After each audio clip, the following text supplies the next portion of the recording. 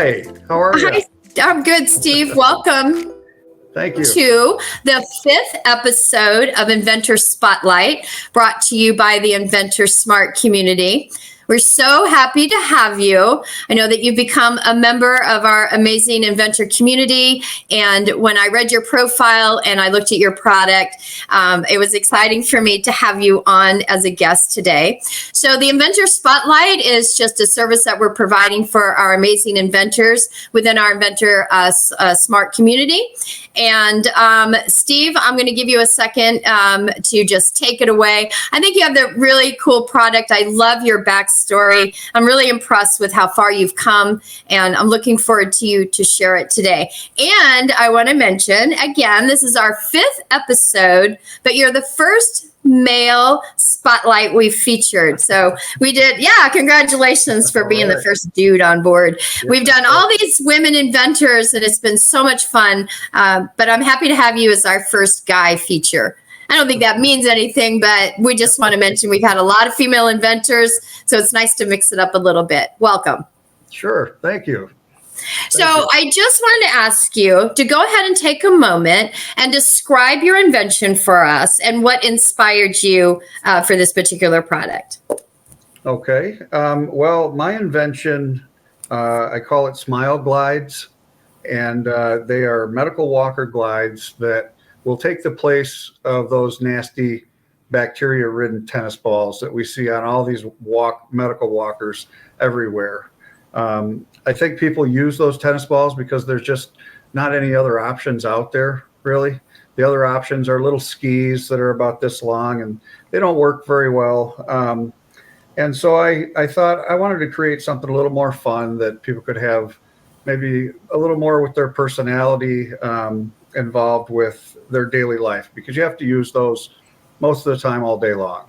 So I invented a product back when I was 35 years old. I was living in Florida and enjoying the sun and a young professional, and started feeling very sick one day.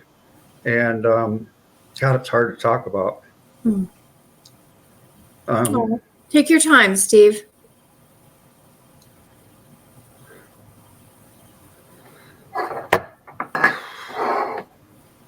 It's okay.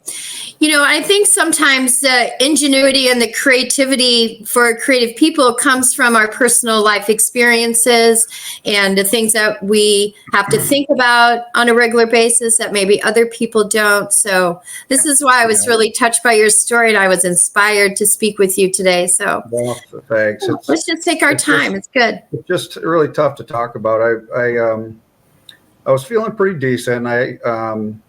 Just in the afternoon, I started to feel really sick. Sure. And made it to the hospital, and but was real like delirious. I didn't know what was going on, and I couldn't figure out how to function. Before I left my apartment, I thought I'm type 1 diabetic also. I thought, well, maybe my blood sugar's low, so I was trying to make a sandwich, and I couldn't figure out how to make a sandwich. And I thought, I need to get out of here and get to the hospital. And I was living alone. And I went to the front door, and I couldn't figure out how to open the door. And it was like I was almost having a stroke, and which I wasn't. But anyhow, I drove myself to the hospital, which was about a mile away. And apparently I parked in the emergency department's doctor's parking lot, which I didn't know that. And I saw a door on the side of the building that was open, and because it was a nice sunny day, and saw some people in there sitting, and they were having sandwiches and stuff. And I walked in. It was just a little break room for the doctors and nurses. And I just recall saying, I don't know what's going on. And they all looked at me, and then that's all I remember. And then they said I just collapsed on the floor and was DOA right then. They didn't have a pulse or anything, and brought me back, obviously. And so I was in the hospital for 2 months there in Florida. And during that time, I passed away another 2 times. And, they do a great job of bringing you back. And what had happened is my kidneys had failed. And so they put me on dialysis in the hospital for that 2 months. For a normal dialysis regimen is about 6 or 7 hours, 3 times a week if you're a dialysis patient. Mm-hmm.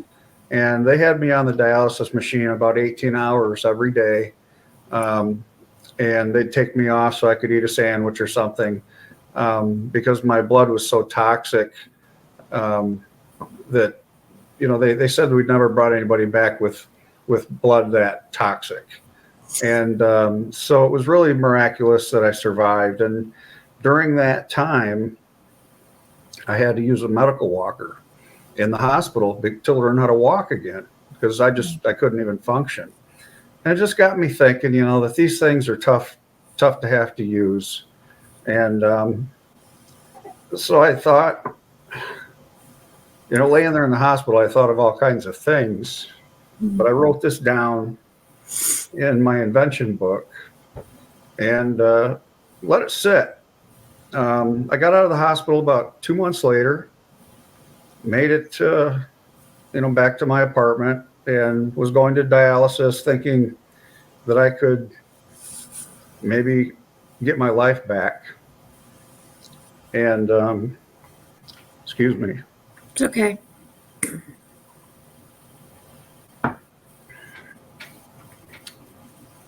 I was dating a wonderful lady,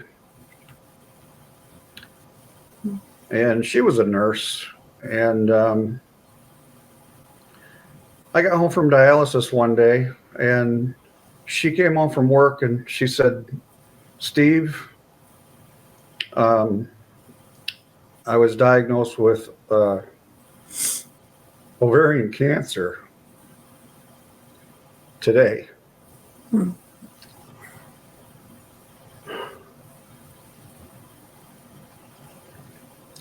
So I would go to dialysis, and she would go to chemo, and we did the best we could.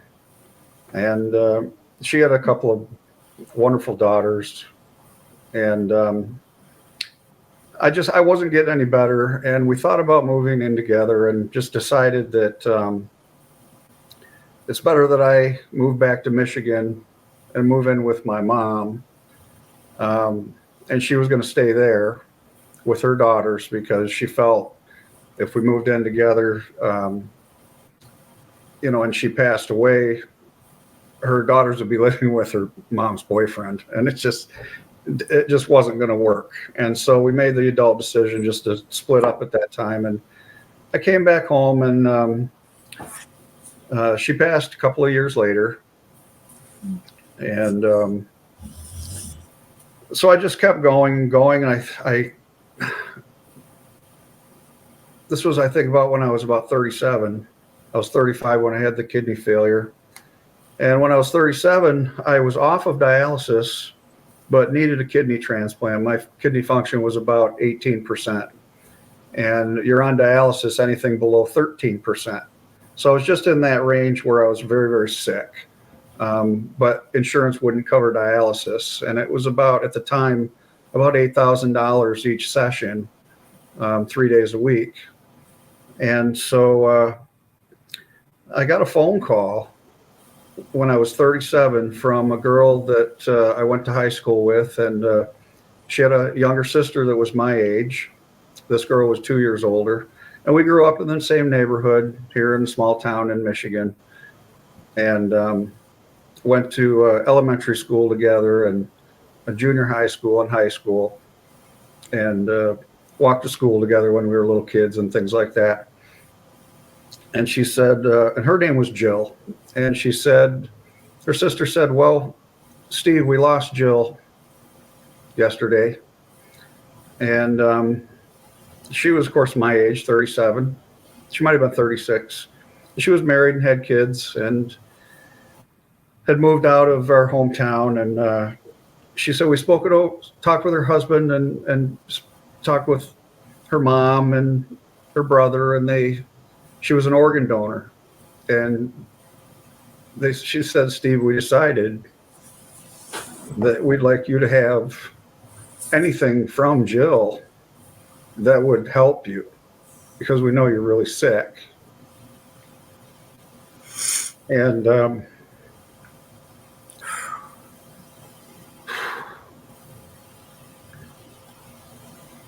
that's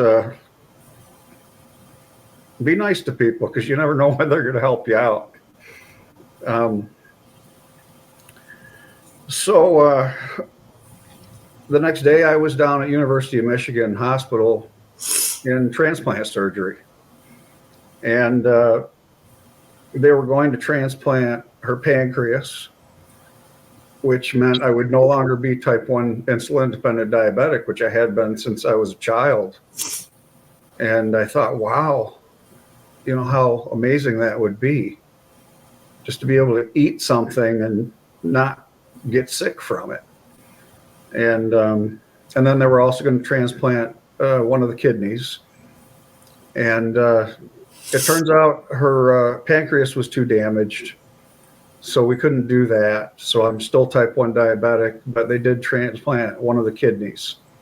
And the way they do that is they leave both of your native kidneys in your body. It's just too traumatic to remove them. And they put the transplanted kidney in your abdomen and hook it all up and whatnot. And, you take immunosuppression medications and lots of other medicines. And I take about 20 different medicines every day with diabetes and transplant and all the other stuff I've got going on. And I'm 53 now, so I've been. You're a young man. Yeah. You're a young man. Yes. I'm still a young guy. Yeah. So, sorry, I don't want to interrupt. I just wanted to jump in and, it's just such a touching human life story, right? And we're always inspired and encouraged by listening to other people's stories. And like you said, just be kind. Everybody's going through something that maybe you may not understand, right? Oh, but sure. I do, despite your many challenges and in your personal and your medical life, you certainly show a lot of perseverance and resilience. And we always admire those qualities in ourselves as humans and also in inventors. So I love it that you've been sitting on this idea for a few minutes, right? Yeah. From your late 30s to now your early 50s. Mm-hmm. So what was that after a little medical recovery and healing of your heart, something triggered that you're like, I've been sitting on this for a while. What was it that kind of reamped it to get where we are today? And I can't wait to see it. So if you want to give us a little demonstration, that'd be great. Sure. Well, the reason I had decided to do this is I had just come out of 2 separate comas when I was 40. And a few years later, I was starting to be able to think clearly. And I tried to get a job and I couldn't get a job. No one would hire anyone with my health conditions, which is a real bummer. I mean, they want to make money off us, but no one will hire us. And it's really, really difficult for probably every chronically ill person in our country. Mm-hmm.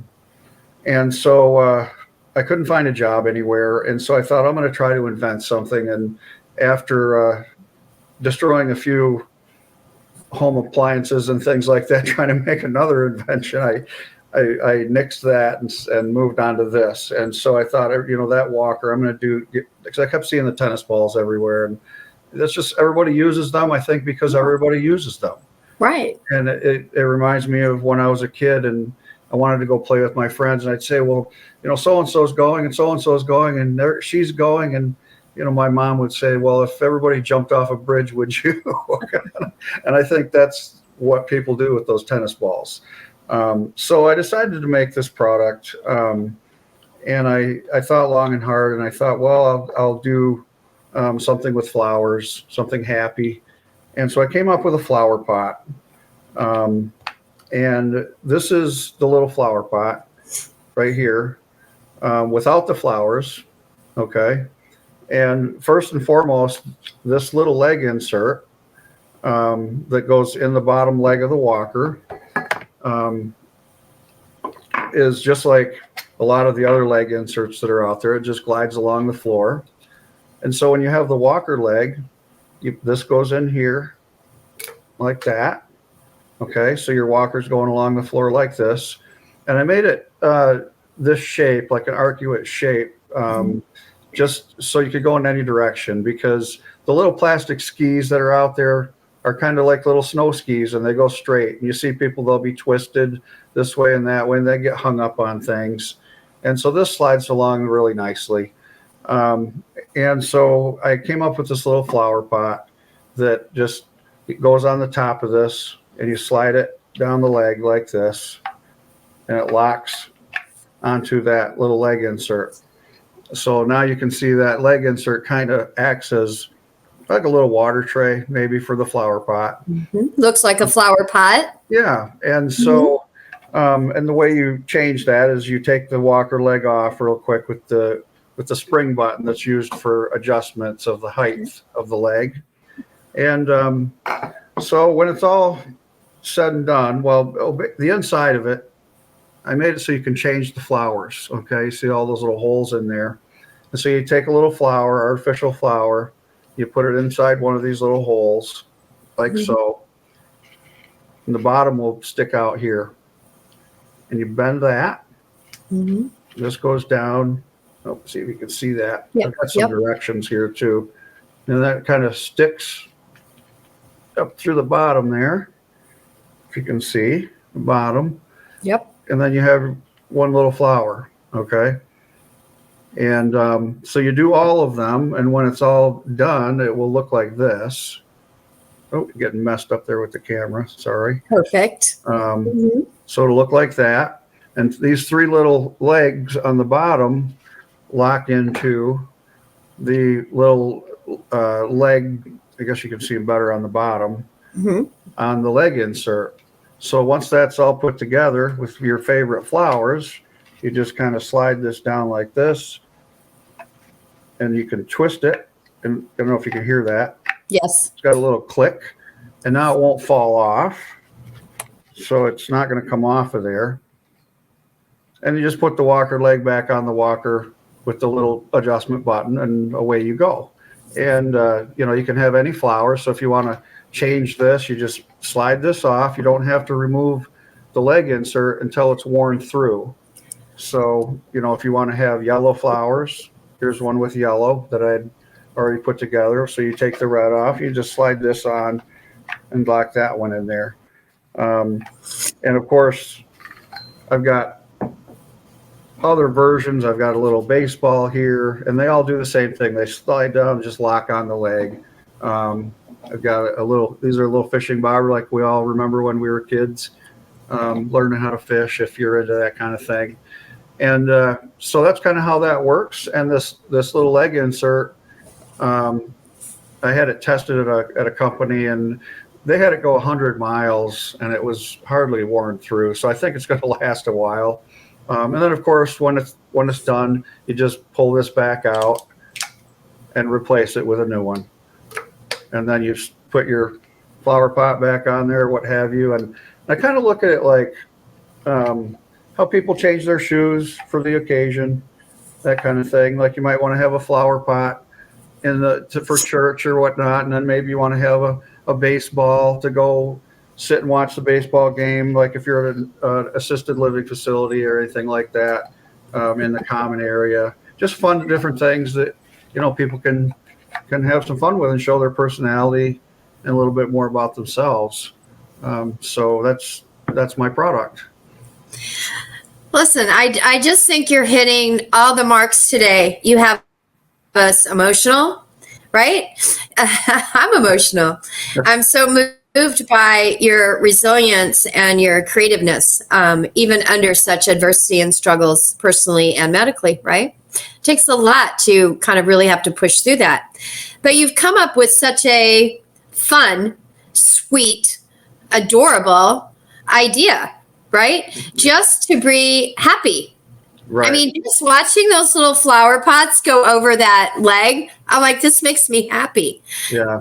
And it does. It makes you smile. And I take the walker around with me to lunch and to my doctor's appointments and things. And just everybody smiles, and it makes them happy, and it makes me smile. And so my thought is, that's contagious, and that's good for your mental capabilities and just being a happy person.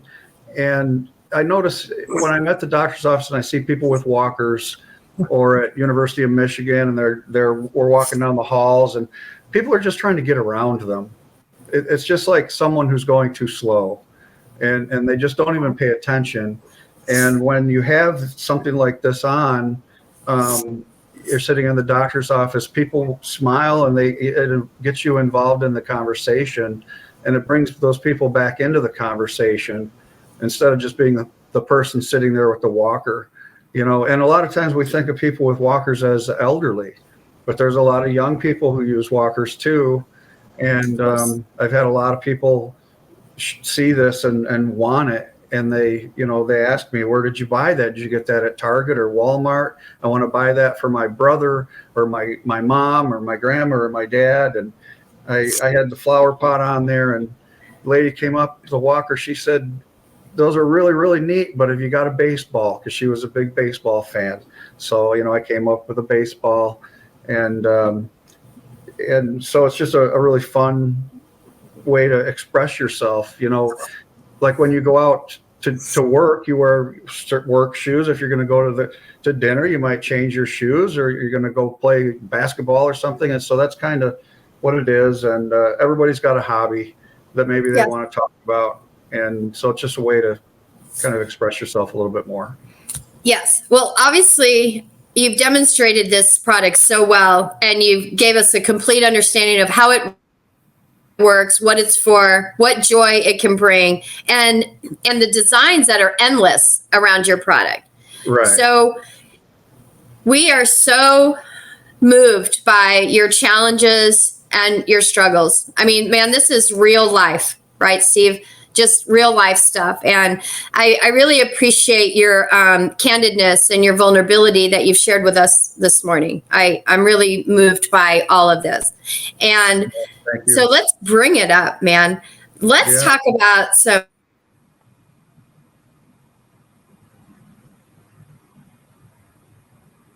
that where has reduced.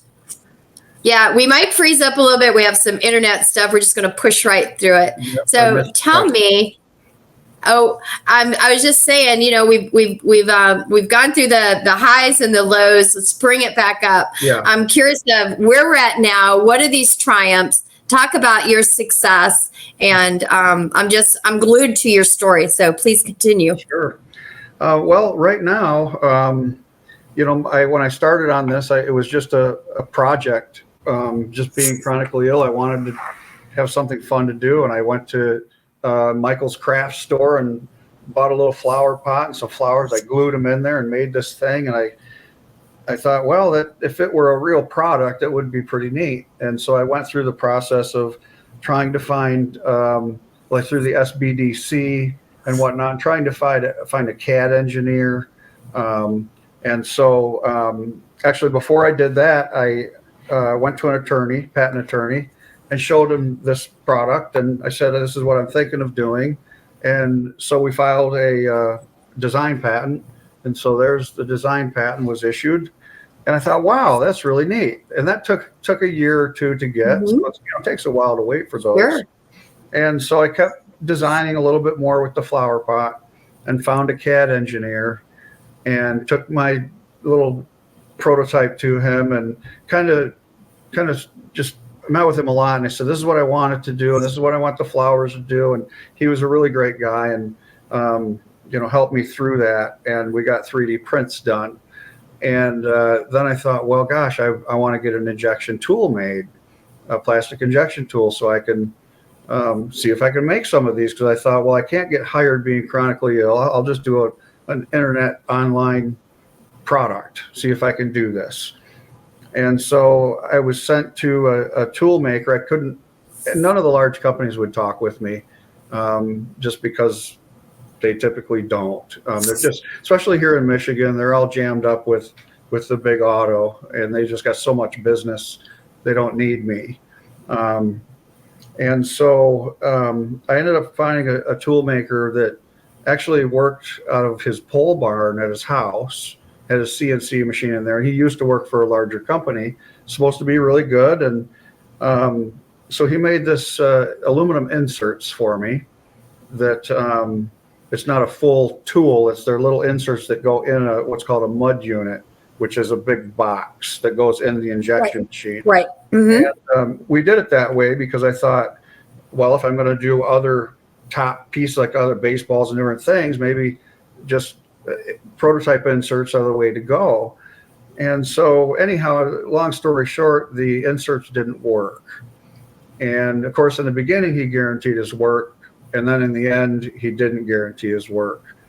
And so it was dealing with attorneys and the whole 9 yards. And that took another couple of years. And it turned out I ended up getting it fixed myself anyway. And he just backed out completely, which was a real bummer. And it cost me a lot of money, a lot more than it should have. Of course. But, we got the tool working, and found an injection company that would make them.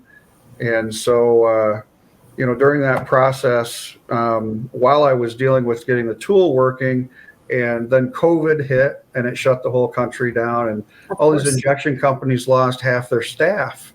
And so when they opened back up, they said, we're running 24/7 and have half our staff. We can't do it. So I finally, during that process, I was filing other patents on this product, and ended up, I've got this big stack of them. I don't know, there's a bunch of them. So there's, I guess I've got 5 right now, but so how do I do 5? Yeah. So there we go. So, there's 4 of them. And then they stopped giving out little booklets, the USPTO. So I don't have a booklet for the 5th one, but so I've got the 5 patents and issued, and I've got another 6 or 7 or 8 patent pending on the baseball and the fishing bobber and the basketball and different. It's incredible. Things. Yeah, and it's really incredible. What an inspiration you are. Thanks. It just, don't stop. That's my advice. You just can't ever stop. Because when you do, I was just going to ask you that with everything that you've shared with us this afternoon, like what's that one piece of advice or that just drives it home for you? I mean, I kind of have my couple of go-to advice mantras that I use. So just share with us what is that advice for inventors? Well, I would say, first off, you have to believe in yourself. And going through all of what I have has taught me, not to stop, not to quit. Don't be a quitter. And you just have to keep going. Even if you have days that you want to quit, go ahead and quit for that day. Quit for 2 or 3 days. But you got to get back on your horse and keep going. And you will.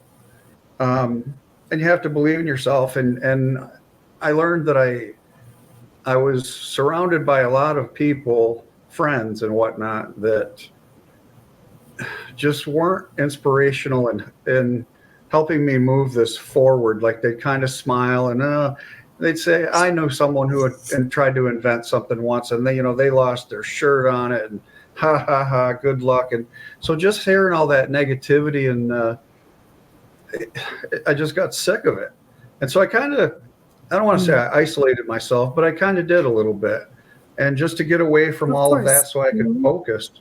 And, I would say to anybody out there, you can do it. You can put a product together, and you have to be patient, and you have to be extremely persistent, and you have to have this never-ending love for delayed gratification that may or may not ever come.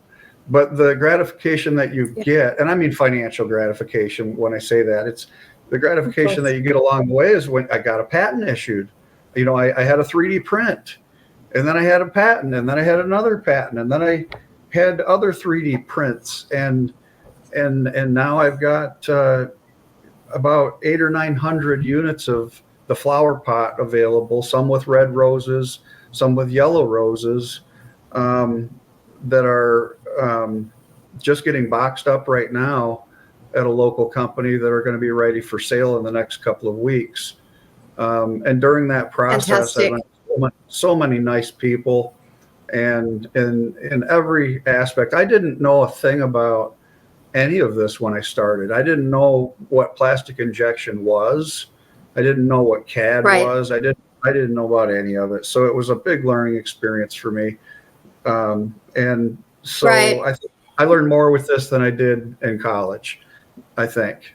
So it's just of course, a great experience. So, and I'd like to say that sometimes even too.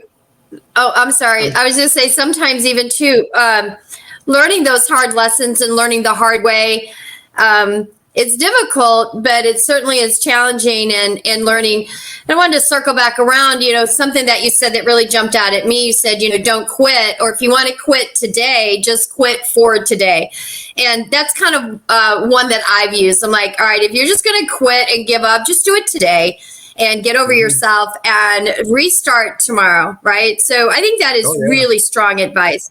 And I want to touch base too. I think sometimes our well-meaning family and friends, they're not inventors, right? They don't see that vision. I'm blessed with an incredible support group, but there's been some naysayers along the way, just like a little bit outside of my circle. And my circle can tell me, oh, this is awesome. It's the best thing I've seen. And then outside of that circle can be, the horror story. Sorry, well, you can't afford that. You know how much that's going to cost. Somebody's going to rip it off. You can't do that. And it just gets really cluttered, right?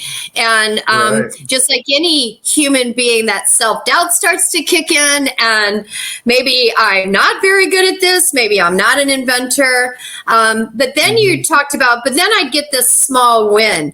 And I'd get the CAD in my hand, or I would get the design right, or the packaging kind of worked out, or 5 patents came in the mail. That, I mean, you had me in tears again. I mean, you've just got me an emotional wreck today, first of all, Steve. And I appreciate it. Keeps us all human. I'd like to say too, a lot of people can't envision things. Of course. From an idea in your mind into a product on the shelf. And because I've shown this product to a lot of those people now, and they love it. Of course. Say, oh my gosh, that is so cool, and it's so cute, and now I want to buy one. And so once they see, so that's all it is a lot of people can't put all that together, and which is fine. Which is okay. It's not for everybody. Right? So not for everybody, but you have to believe in yourself. That's right. And for the people that it is for, and this is a great segue into why did you decide to join us at the National Inventor Club or the Inventor Smart Community, which is an app that our founder, Brian Freed, put together. I just thought it was a mastermind brainstormed idea that he had to build a downloadable app that's open to inventors and like-minded creative artists and individuals. Of course, there's a premium membership that you can be involved in, and there's also a freemiumship. So it's designed for inventors just like you, just like myself. It's kind of our own little social media. So what are we doing on there? We're sharing stories, we're sharing ideas, we're sharing resources, connections, what has worked for us, what hasn't worked. It's a safe place where we can kind of open up with our ideas and ask questions. So that is the Inventor Smart Community App. Of course, you can go to the Google Play or your Apple Store and download the app, easy to find. So, Steve, you've joined the community, and just give me, what do you think? What's your experience been just being involved with myself and the group and like-minded individuals just like you? Yeah, it's very, very encouraging. You're surrounded by people who want to see you succeed at something like this, and a lot of other people that are trying to do same goofy little things that is something different they want to try. There's professionals in the group that have done it before, and people like myself who are just learning. And I didn't know about it.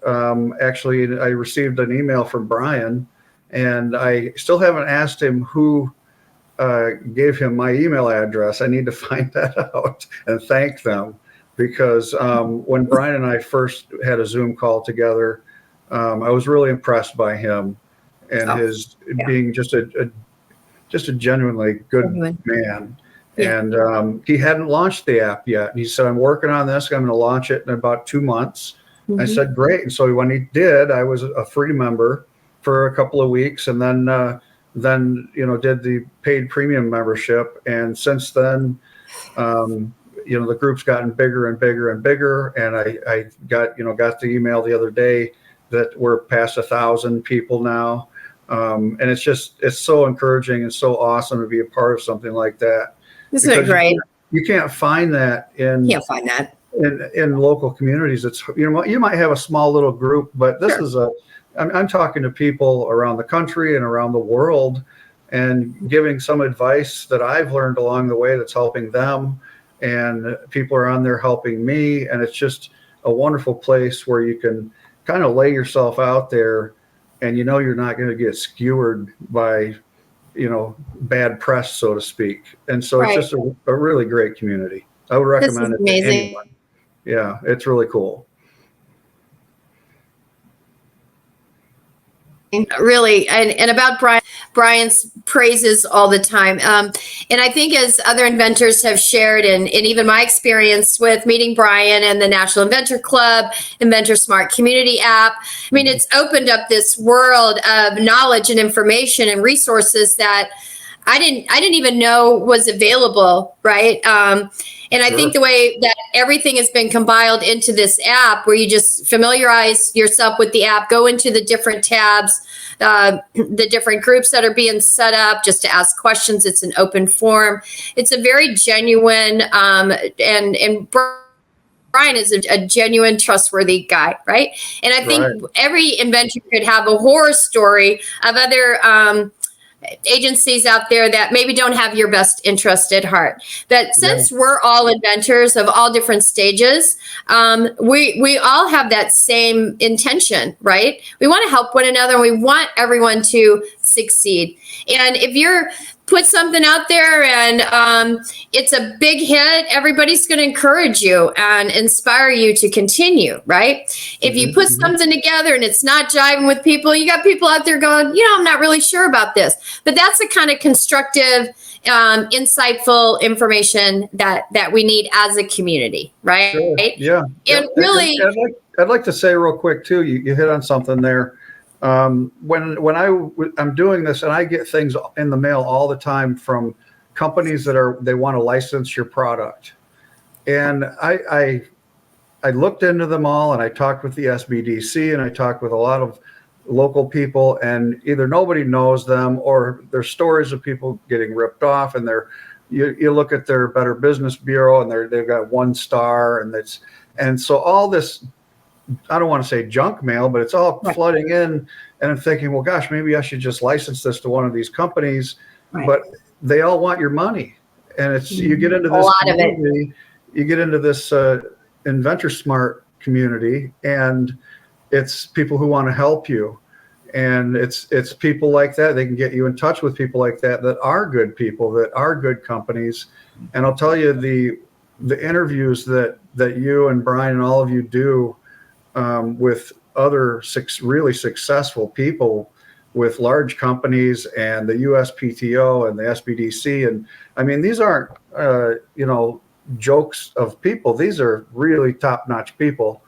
And I've never seen anything come together like that ever, to have just that level of executives willing to come on these shows and interview with Brian and teach all of us a little something, and then give us their contact information to be able to reach them. It's really amazing.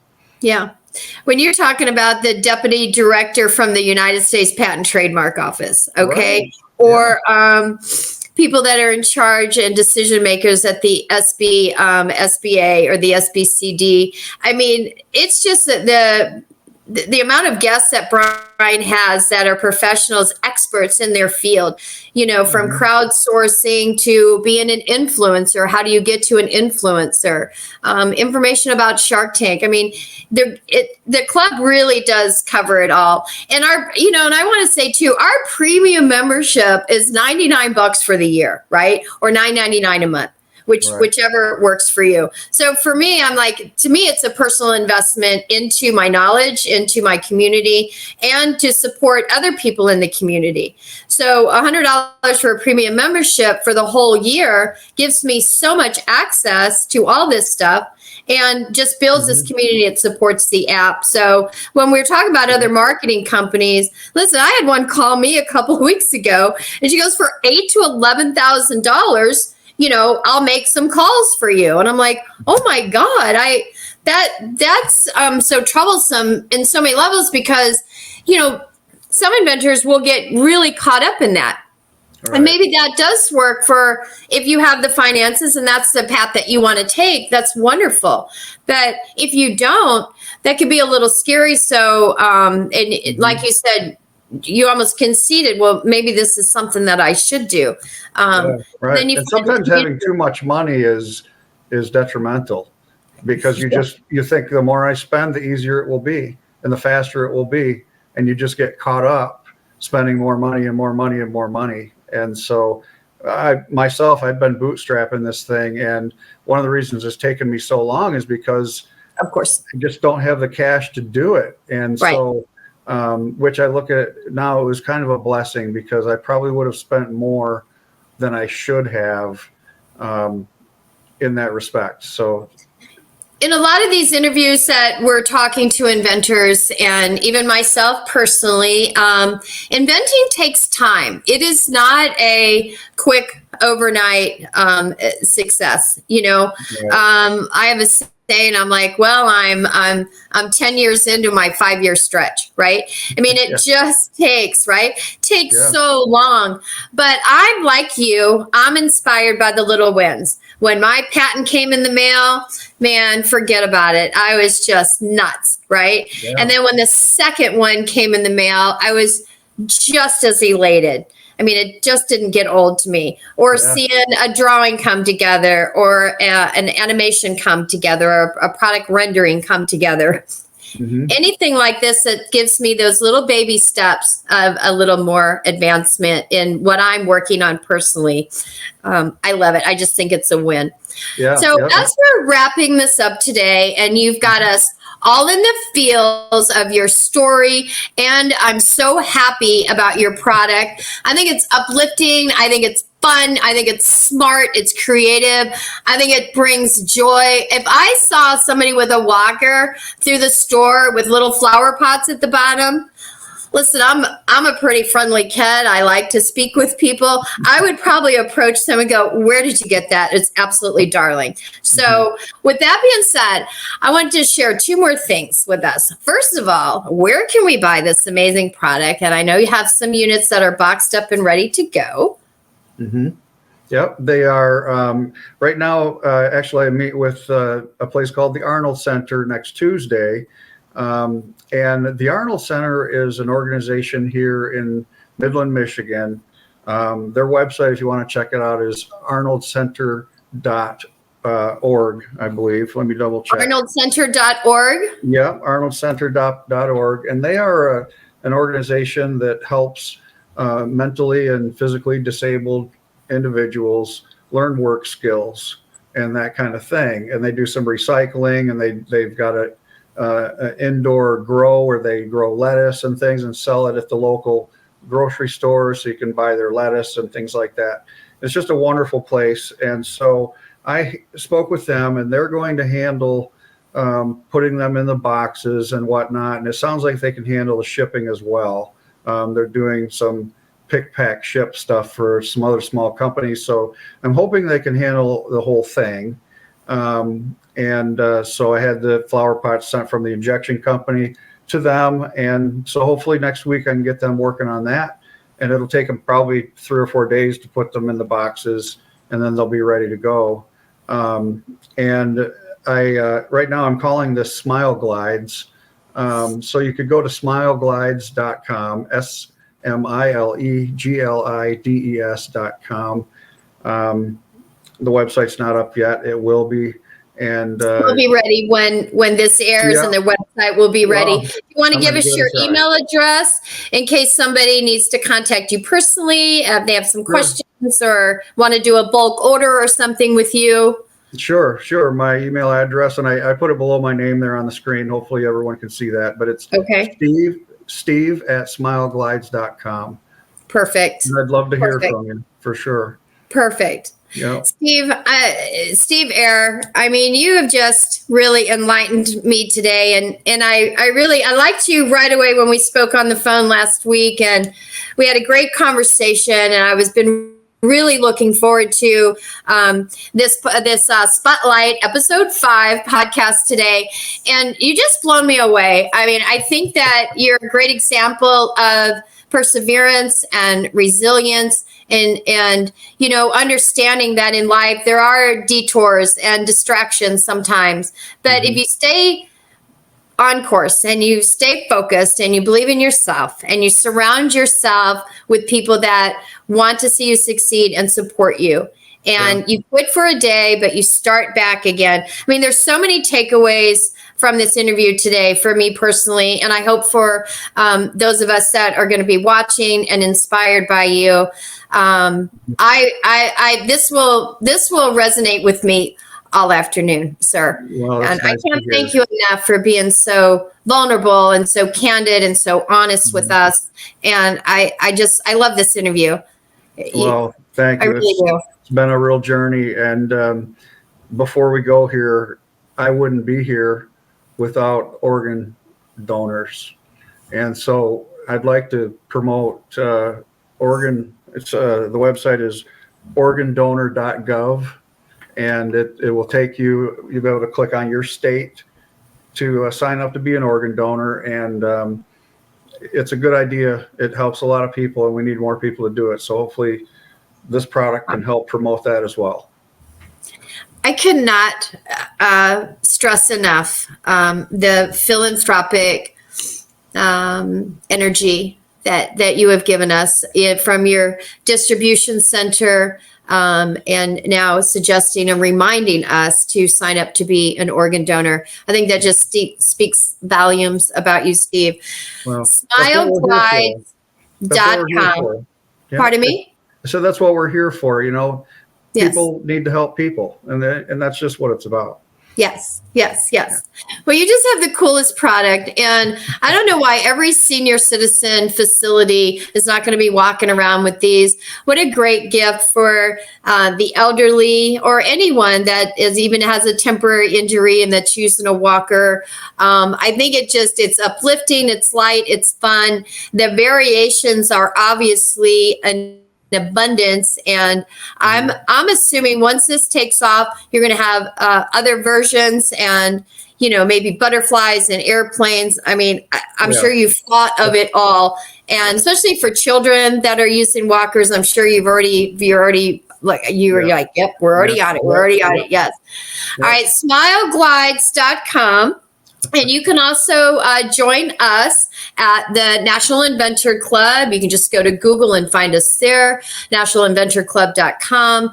You can go to your Google Play or your Apple Store and find us at the Inventor Smart. It's the Inventor Smart app. We are a community of inventors. We welcome you to join us with your premium membership or your membership. We would love to have you with us, just like Steve has joined us. I'm in there, and there's a bunch of inventors in there just with inspirational stories. But Steve, man, you've got me today. This has been very insightful and delightful. So thank you so much for joining us on your Spotlight interview. And I will see you very soon, and I'm looking forward to our next interaction. Great. Well, thank you very much for having me. You're welcome, my dear. You're welcome. All right. Bye, everyone. Thank you.